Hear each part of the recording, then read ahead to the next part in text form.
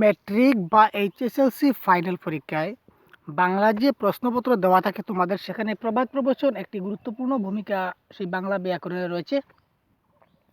এই প্রবাদ প্রবচন থেকে প্রতি বছর তোমাদের 4 নম্বর অথবা 6 নম্বর তোমাদের পরীক্ষায় আসে, এবং আজকে আমি হাতে গোনা মাত্র কয়েকটি প্রবাদ প্রবচন তোমাদের জন্য নিয়ে এসেছি। এগুলি যদি তোমরা ভালো করে দেখে নাও, তাহলে তোমরা পরীক্ষায় আর তোমাদের প্রবাদ প্রবচন নিয়ে কোনো চিন্তা করতে হবে না। এই ভিডিওটি ভালো মতে যদি মন দিয়ে তোমরা দেখতে পারো, তবে তোমরা সেই 4 মার্ক অথবা 6 মার্ক তোমরা অনায়াসে পেয়ে যাবে।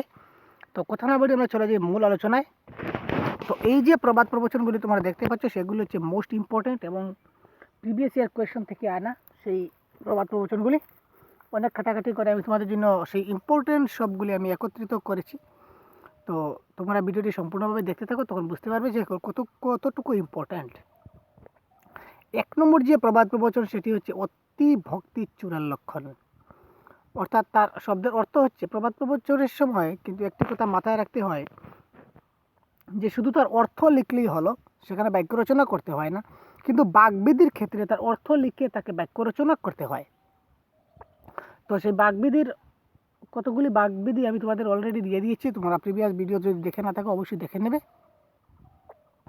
এবং প্রবাদ প্রবচনে শুধুমাত্র সেই শব্দের অর্থ দিয়ে দিলেই হলো, সেই বাক্যাংশটির কী অর্থ হয় সেই অর্থটি তোমাদের ভালো করে লিখলেই তোমাদের হয়ে গেল। তো প্রথম হচ্ছে যেমন অতি ভক্তি চূড়ের লক্ষণ। দেখো, অতি ভক্তি চূড়ের লক্ষণ মানে কি? অত্যাধিক বিনয় বা ভক্তি সন্দেহের সৃষ্টি করে। তুমি যদি অতিরিক্ত ভাব দেখাও, সেখানে সেই হিন্দিতে একটি শায়েরি বলা হয় যে মুহ মে রাম নাম বগল মে ছুরি, ঠিক একদম সমান কথা, তাকে বলা হয় অতিভক্তি চূড়ের লক্ষণ। তারপর দেখো, অল্প বিদ্যা ভয়ঙ্করী, মানে স্বল্প মাত্রায় জ্ঞান বিপজ্জনক। কেউ যদি কোনো কিছু একটু জানে, সে দেখবি কম জানে, কিন্তু এমনভাবে সে ব্যবহার করবে, বিহেভ করবে, যাতে দেখা যায় সে যেন পৃথিবীর কোনো কিছুই তার কাছে অজানা নয়, সব কিছু যেন সে জানতে পেরেছে, সব জানতে জানোয়ার মনে হবে তারে।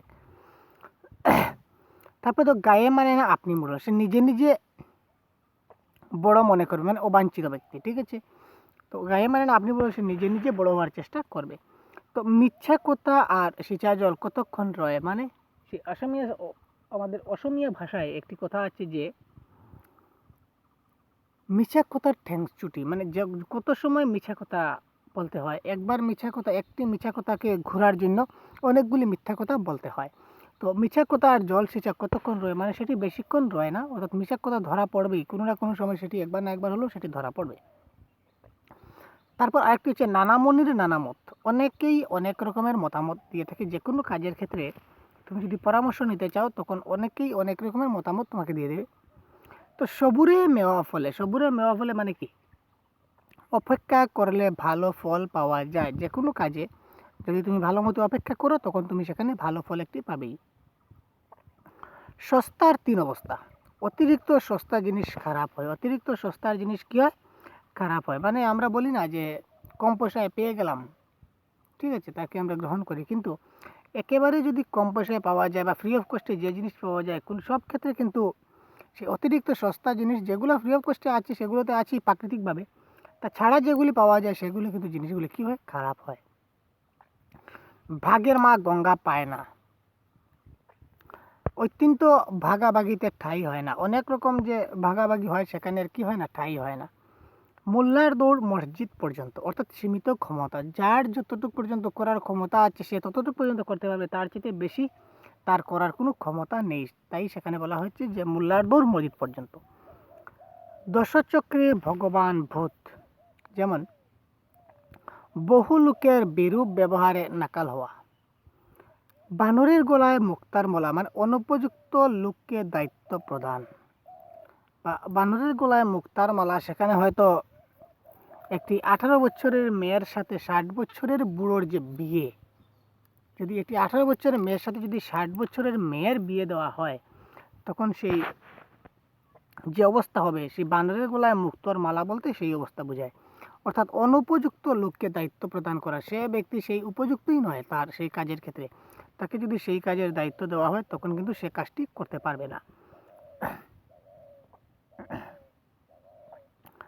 পেটে খেলে পিঠে সয়। যদি আমরা পেটে খাই, তখন পিঠে সয়। অর্থাৎ লাভের আশা থাকলে দুঃখ কষ্ট বরণ করা যায়। যদি আমাদের লাভের আশা থাকে যে ভবিষ্যতে আমাদের লাভ হতে চলেছে, তখন আমাদের কি হয়, সব কিছু দুঃখ কষ্ট বরণ করতে হয়ে যায়। যতই দুঃখ হোক না কেন, ভবিষ্যতে একদিন না একদিন তো আমাদের লাভ আসবে। অর্থাৎ আমরা সেই আশায় যখন থাকি তখন তাকে বলা হয় যে পেটে খেলে পেটে সয়। তো আরও কয়েকটি রয়েছে, সবগুলি ইম্পর্টেন্ট তোমাদের দেখিয়ে দেবো। এবং তার আগে একটি কথা, যদি তোমার এই সহজগুরু চ্যানেলটি এখনই সাবস্ক্রাইব করে না থাকো, অবশ্যই চ্যানেলটিকে একটি সাবস্ক্রাইব করে দেবে এবং সেই পাশে থাকা ঘন্টা বটনটি প্রেস করে দেবে। তাহলে সেই আমি দেওয়া প্রত্যেকটি ভিডিও তোমরা খুব তাড়াতাড়ি পেয়ে যাবে। এবং এই ধরনের Bangla grammar, important common question, অনেকগুলি প্রশ্নের একটি উত্তর, সেগুলি যদি তোমাদের প্রয়োজন হয় তখন তোমরা এই চ্যানেলে গিয়ে দেখতে পারো। সেখানে অনেক কমন ইম্পর্টেন্ট প্রশ্নগুলি দেওয়া আছে। তোমাদের মেট্রিক পরীক্ষায় যেগুলি আসবেই আসবে, সেরকম 100% গ্যারেন্টিযুক্ত কিছু প্রশ্ন এবং তার সঙ্গে সেই প্রশ্নের উত্তরগুলি আমি অলরেডি চ্যানেলে আপলোড করে দিয়েছি। তোমরা যদি এখনই দেখে না থাকো তখনই সেই ভিডিওটি তোমরা দেখে নাও। নেক্সট যে ইম্পর্টেন্ট যে প্রবাদ প্রবচন রয়েছে সেটি হচ্ছে এক মাঘে শীত যায় না। ঠিক আছে, খুব আমরা ডায়লগ বলে থাকি না কখনো কখনো, তোমরা নিজেরাও ডায়লগ মারে থাকো যে এক মাঘে শীত যায় না, আবার মাঘ আসবে, অর্থাৎ আরেকবার সুযোগ আসবে।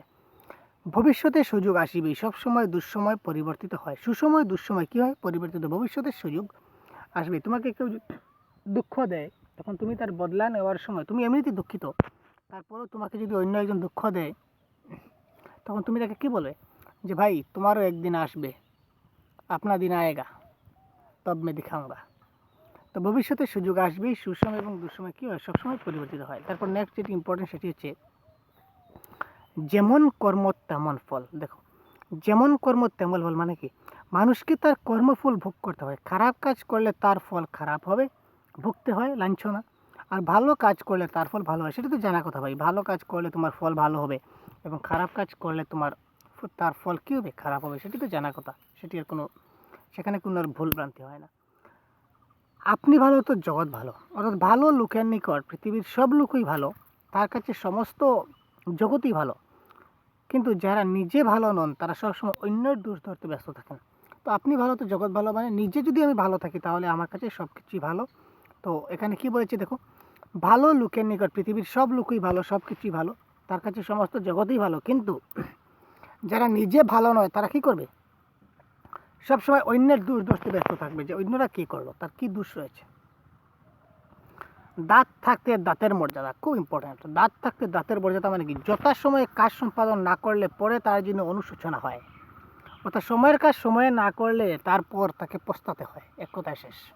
সময়ের কাজ সময়ে না করলে কী হয়, তাকে পস্তাতে হয়। আজকে আমরা 16 বছর, 17 বছর, 18 বছর, 22 বছর আমরা যারা আছি, আমরা আজ যদি আমাদের দাঁতের মর্যাদা না করি, দাঁত যদি পরিষ্কার পরিচ্ছন্ন করে না রাখি, সেই দাঁতকে যদি যত্ন না নেই, তাহলে, এবং যদি আমরা 80 বছর 90 বছর বয়সে যদি আমরা বলি যে এবার আমরা দাঁত পরিষ্কার করব, দাঁত মাজবো, দাঁত খুব সুন্দর করে দাঁতকে যত্নে রাখবো, তখন আমার কাছে দাঁতই থাকবে না। আমি তার দাঁতকে আমি সম্মান জানাবো কী করে, আর তার মর্যাদা রক্ষা করবো কী করে, আর তাকে আমি সেই সুন্দর এবং সুচারুভাবে রাখবো কী করে, তখন তোমার দাঁতই থাকবে না। তাই বলেছে কি, দাঁত থাকতে দাঁতের মর্যাদা, অর্থাৎ যখন যা আছে তাকে কী করতে হবে, সম্মান করতে হবে। অর্থাৎ যথাসময়ে কাজ সম্পাদন না করলে পরে তার যদি অনুশোচনা হয়, অনুশোচনা মানে পস্তাতে হয়, দুঃখ করতে হয়। সময়ের কাজ সময় করা উচিত। দাঁত থাকতে দাঁতের মর্যাদা না দিলে তার ফলভোগ মারাত্মক হয়। আপনি বাঁচলে বাপের নাম। দেখো আরেকটি খুব ইম্পর্টেন্ট, জীবনে নিজেকে সুপ্রতিষ্ঠিত করা প্রাথমিক কর্তব্য। অর্থাৎ আমি নিজে যদি, এখানে একটি ডায়লগ বলা আছে যে সেটি আমরা অনেক সময় ডায়লগ হিসাবে পরিবর্তিত করি, সেই প্রবাদ প্রবচন এবং বাগধারাকে, বিশেষ করে প্রবাদ প্রবচনকে ডায়লগ হিসাবে মারা হয়, ধরে নেওয়া হয় আর কি।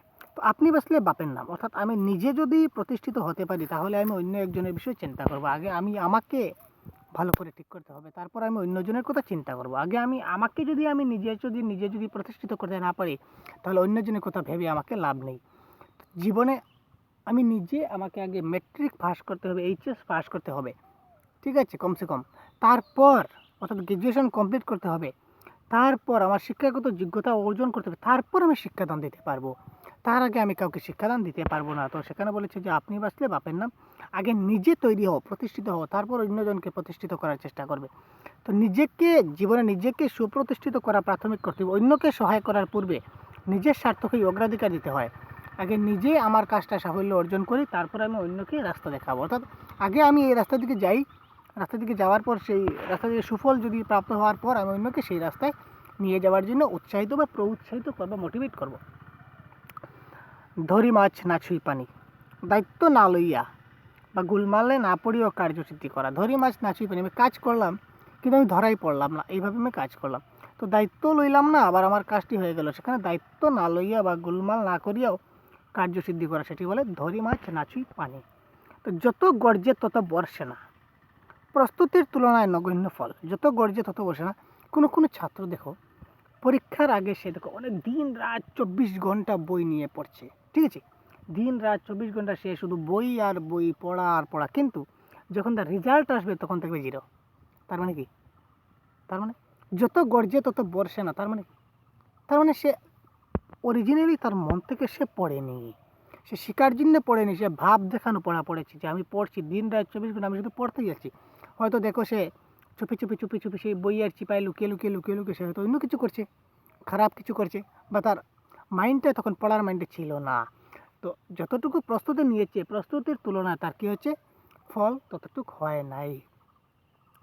যত ঘুষ নন্দ ঘুষ, সেখানে একটি বলা হয় যত ঘুষ নন্দ ঘুষ মানে কি, সব কিছুর জন্য একজনকে দায়ী করা।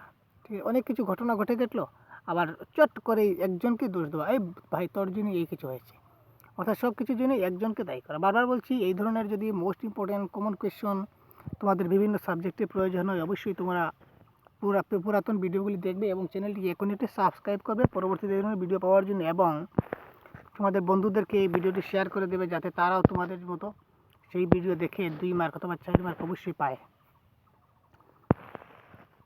এবং প্রিভিয়াস ভিডিওগুলি দেখে না থাকো, অবশ্যই প্রিভিয়াস ভিডিওগুলি দেখবে। যেমন বুনো ওল তেমনি বাঘা তেঁতুল, যেমন বুনো ওল তেমনি বাঘা তেঁতুল, মানে যোগ্যতম প্রতিদ্বন্দ্বী, মানে দুইজনে সমানে সমানে লড়াই চলছে, সেখানে বলা হয় কি, যেমন বুনো ওল তেমনি বাঘা তেঁতুল। আচ্ছা, 10-এর লাঠি 1-এর বোঝা মানে কি, একটু দেখে না তো। আচ্ছা, 10-এর লাঠি 1-এর বোঝা মানে মিলিত হইয়া কাজ করিলে সাফল্য অনিবার্য, অর্থাৎ একতাই বল।